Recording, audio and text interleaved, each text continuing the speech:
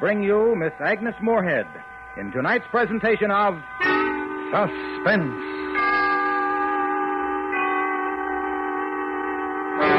Tonight presents the exciting new radio play by the originator of Suspense, Mr. William Spear. The story is called Death and Miss Turner. Our star, the First Lady of Suspense, Miss Agnes Moorehead.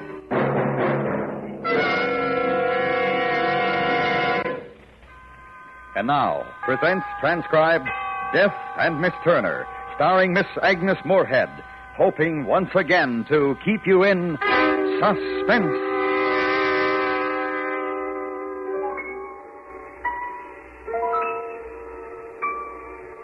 We went out for a walk this morning. I was dead, and I went out for a walk. Miss Briggs went with me. It was her idea. I wouldn't have particularly thought of it. She brought the new picture in this morning. She took my chair and stood on it and took off one shoe and hammered the nail in the wall and hung the picture up. She asked me if it was hanging straight, and I said I thought so. And she said, well, and she took off her glasses and gave me a little inquiring expression. She always does that after she's done something for me. She wants my approval. So I looked at the picture hanging there, and I smiled, and I said, it's lovely. Plain black frame. Yes, you're right. That's just the right frame for it. I beg your pardon? The frame. I said it's good. The frame? Yes. Yes. There are some other pictures downstairs we could have framed, if you like. That would be a lot of trouble, wouldn't it? Not a bit. I think I could sleep some more. There's a headache just hovering over me. I don't want to wait until it gets me. Of course. You finish your nap. You know what might be nice, though, later on? To get some air. Go for a stroll in the park. Go out today? And have lunch somewhere nice, like 96 Piccadilly or Claridge's. How about it? I'll ring up and reserve a table. It's cool. Maybe I can borrow that red coat that's hanging up in there. Yes. That's fine, Rachel.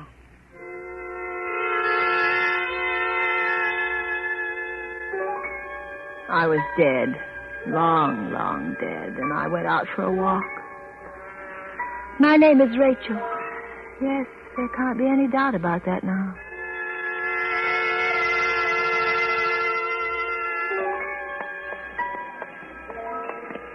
And then the American meets the Englishman and says, well, how are things here, old boy?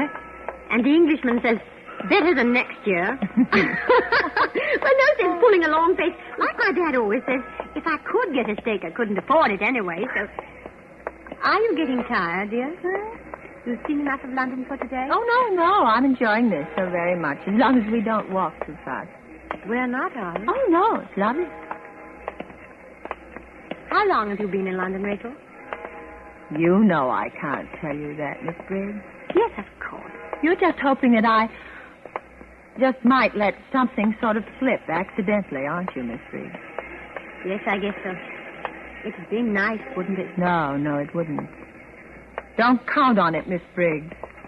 It's not going to happen. I can't risk it. Look, there's the frame shop where I got our new picture done this morning. The black frame you like so much. He's framing some more for us. Let's just go in and see how he's coming along. Is this a new shop? Yes, I think so. Hello there, anybody in? Who's that? Oh, Miss Briggs, isn't it? How are we today? Fine, thank you, Mr. Putney. My friend here and I thought we'd just look in and see how our little job of work is going. I see. Yes, that was the 4 oils by, who was it? Turner, that's it, Turner. Let's see. No, I'm afraid we haven't got them yet. There they are hanging up there on the line. They're awfully good, aren't they, Miss Briggs? Who did you say... I've been here before. Beg your pardon? It was the same. Oh, I'm afraid not. You see... What do you mean? I tell you... Well, I've only just opened my shop 4 days ago. Well, I'm not talking about your shop necessarily, Mr. Putney, but these. Oh, these paintings. I don't know. Miss Briggs brought them in by Turner. Turner? That's preposterous. J.M. Turner? Why, these have nothing to do with him. In the first place, he was watercolor. In the second place, landscape. And in the third...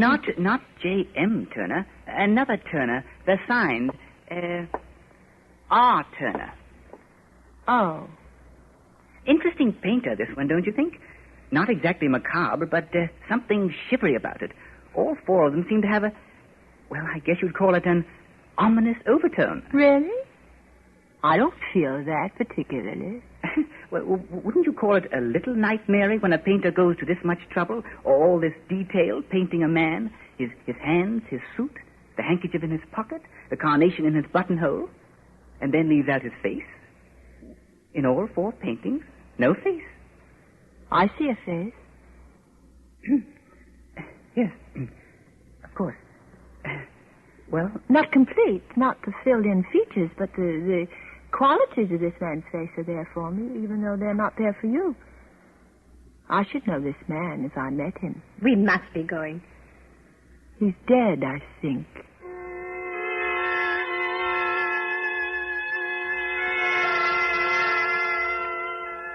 We rode back in a taxi, Miss Briggs and I.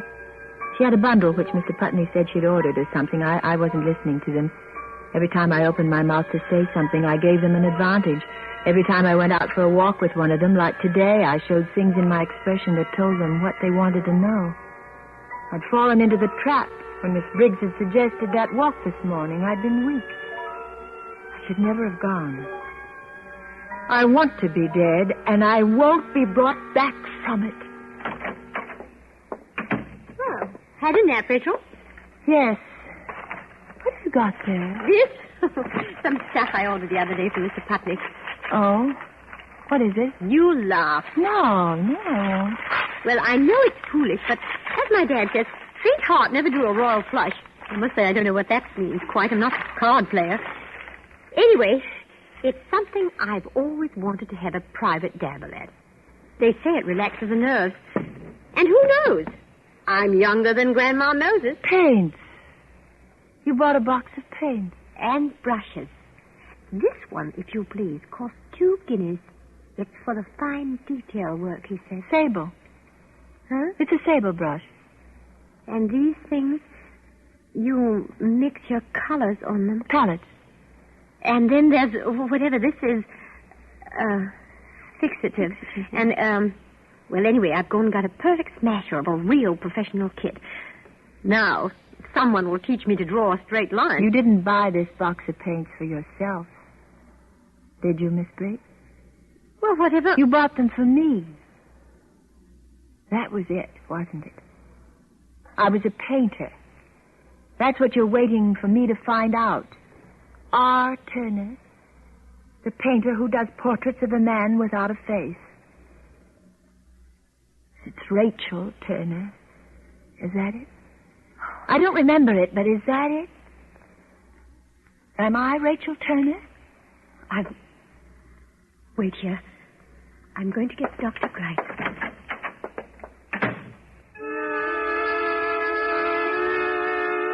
I looked at the door a moment after she'd gone. Then a square of white became the only thing in the room. I'd picked up a canvas board. I drew a chair forward and propped the canvas against it. I was doing my best not to think, not to govern my actions, simply to allow whatever might happen. My hand was tearing away the cellophane wrapper from the charcoal.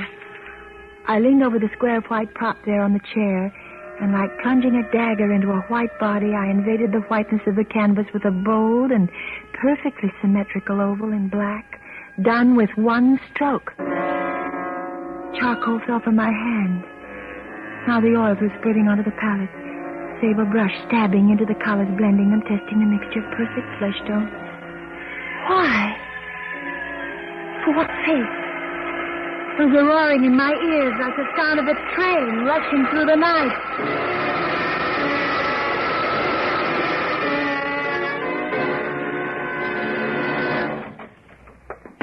Rachel? Well, we meet at last. That is to say, we meet as people meet in a drawing room, a cocktail party, perhaps, where the hostess hasn't had the time to introduce us all around.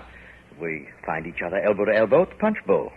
At this moment, you smile to me as I hand you your glass, and I say, my name is Grice. I'm Rachel Turner. I'm a painter. Oh? The subject on which I'm dreadfully ill-informed. I'm a psychologist myself. Sir Bartley Grice, of Her Majesty's College of Medicine. Heavens. Not only a painter, but a positive encyclopedist. How could you know that? Have we met before? We've not met at all this way. We don't meet, you and I, Sir Bartley, until some months in this year, 1952, when you're my doctor. And I'm a patient who has lost her memory. How much do you know now, Miss Turner? You're going to be sorry. More than that, you'll be the object all the murderous hatred my tortured soul is capable of if you persist in bringing me back. I shall risk that. Many people hate me. I saved many others from being hated. You painted this just now in those 15 minutes while Miss Briggs and I were talking? Yes. Remarkable. It's amazing to me. It's wonderful. This man's face, why him? I mean, for what reason this particular countenance? Is he real from life? What's his name, then? Who is he? I don't know. I saw him only once. Well, then, why do you feel compelled to bring back this face to show to yourself again now? Why?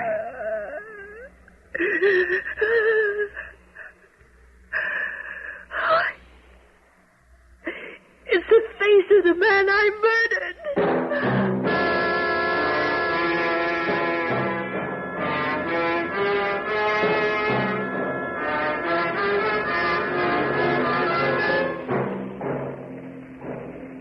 Is bringing you Miss Agnes Moorehead in Death and Miss Turner. Tonight's presentation in radio's outstanding theater of thrills, Suspense.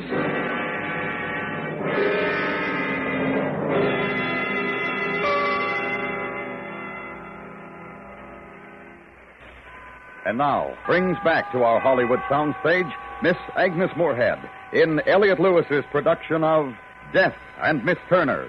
A tale well calculated to keep you in suspense.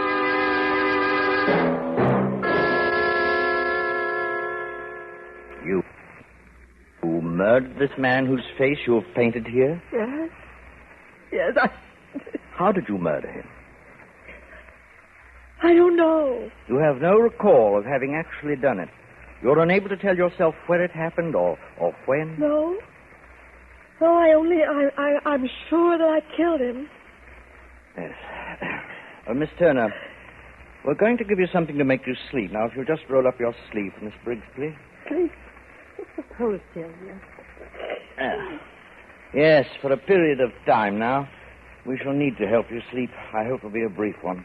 You've wanted to sleep a great deal of recent months, haven't you? That was because you were afraid of reality, of your thoughts while awake. So you were always dozing off, taking a nap, staying in bed till half the day was gone.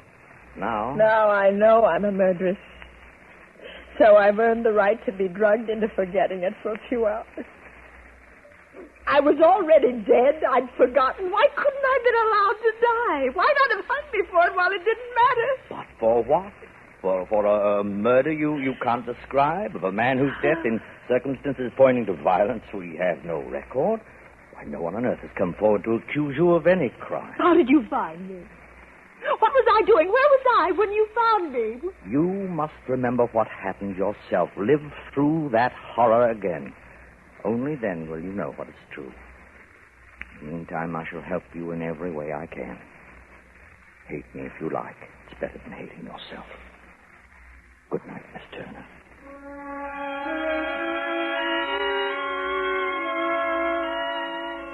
So many years to remember. A life brought back to be my own. The figures and landscapes and people which belonged to me when nothing had been mine the day before. It was all there. Up until my birthday. What happened on the 16th of April? I remember the night before. It was the last thing I remembered until awaking here in the hospital on the first day of May. I was standing in the lobby of the hotel, just having got off that rickety elevator. And my bag was packed. It was there at my feet. And the porter came around from behind his booth and handed me an envelope. After that, nothing.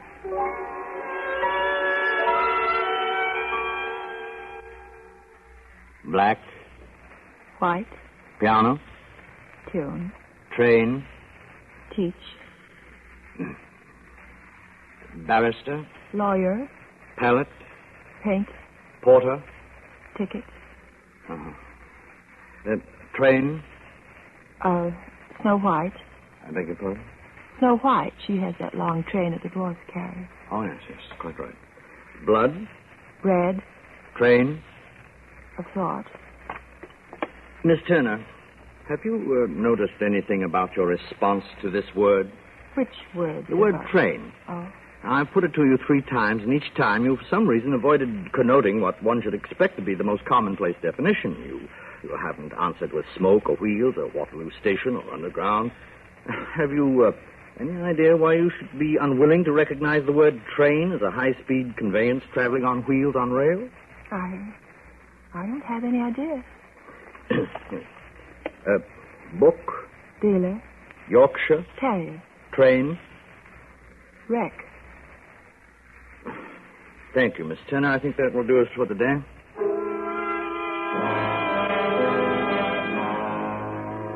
Miss Briggs took me back to my room. I was in a fever.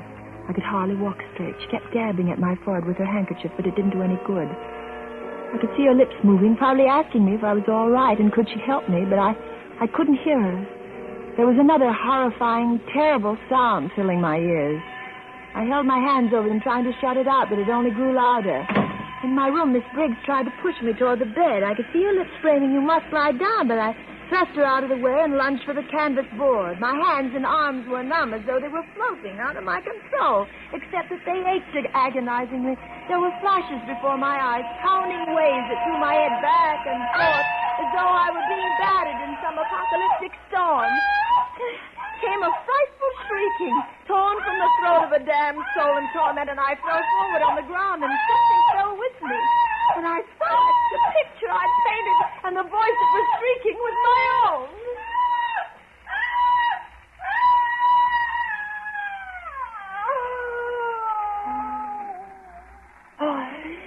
I can't. Rachel. Lie down. Yes, Rachel. Lie down. This is it, nurse? Oh, yes. It's awful. All right, roll up that sleeve. Now, Rachel. Painted that picture there, delirious like a mad woman. Yes, quiet. Now, Miss Turner. You hurt me this time.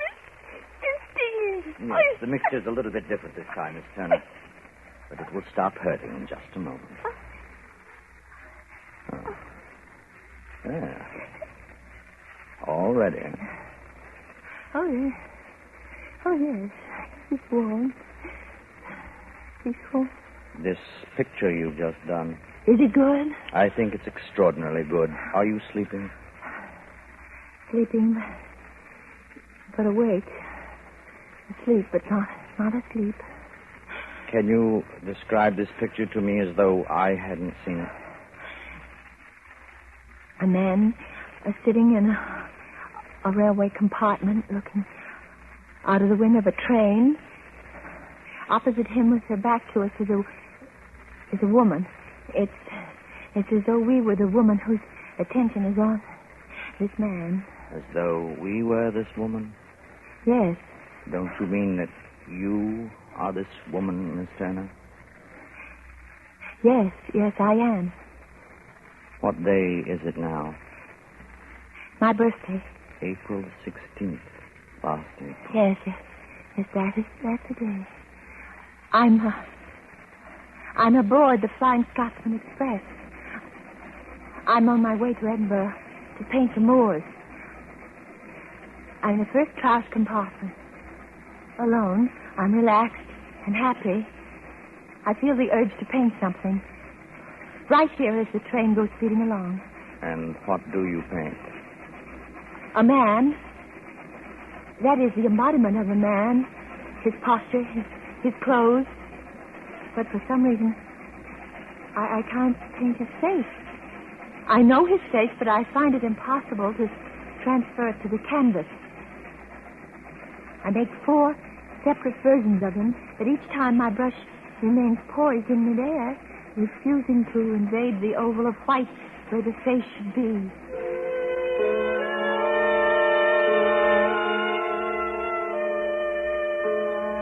At Manchester, I got out to stretch my legs, walking up and down the station platform.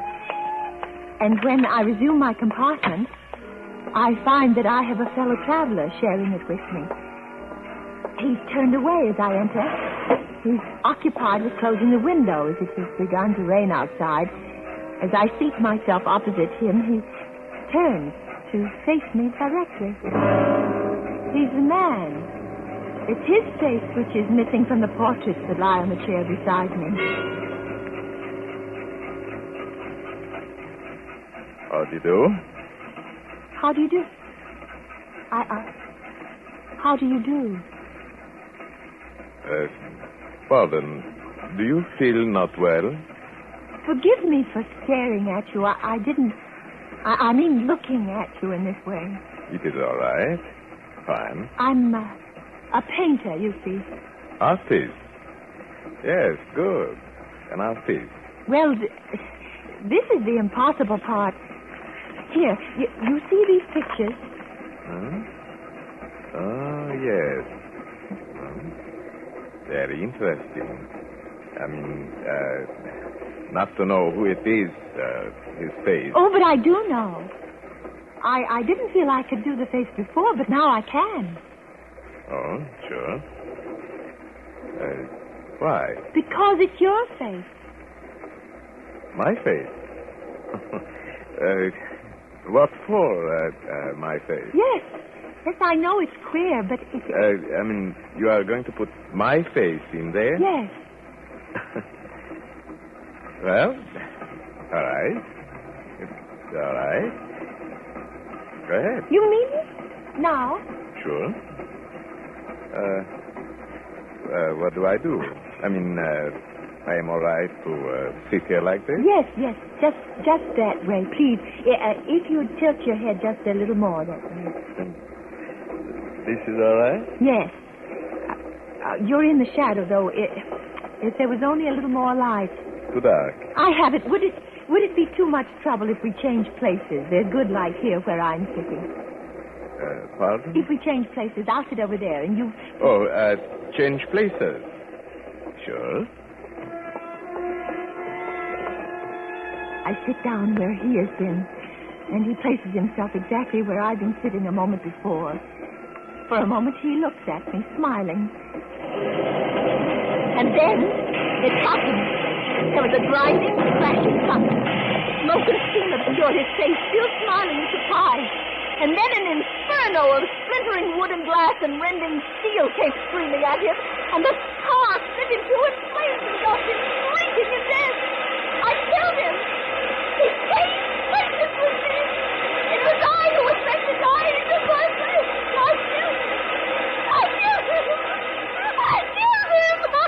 He took my death.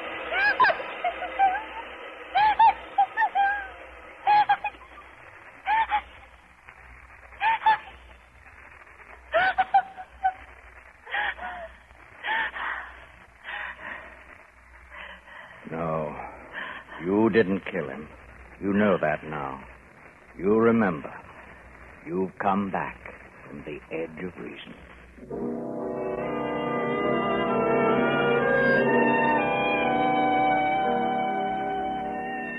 I'm going home. Sailing at midnight. It'll be midwinter. The snow on that Connecticut ridge. Those leafless elms and their rolling purple shadows. They gave me a farewell tea this afternoon, and I even had a cocktail. The hostess was much too busy to introduce us all around, but a very nice gentleman came up to me and introduced himself. My name is Grice. I'm a psychologist. I am Rachel Turner. I'm a painter.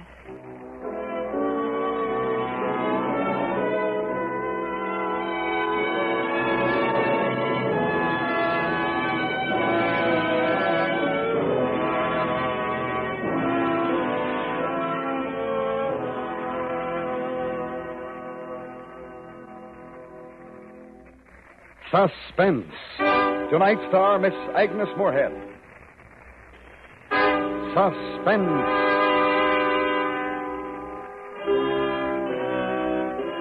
Suspense is transcribed and directed by Elliot Lewis, with music composed by Lucian Morowick and conducted by Lud Gluskin. Death and Miss Turner was written for Suspense by William Spear. In tonight's story, Jeanette Nolan was heard as Miss Briggs, Joseph Kearns as Dr. Grice, Paul Frees as the man on the train, and Charles Davis as the shopkeeper.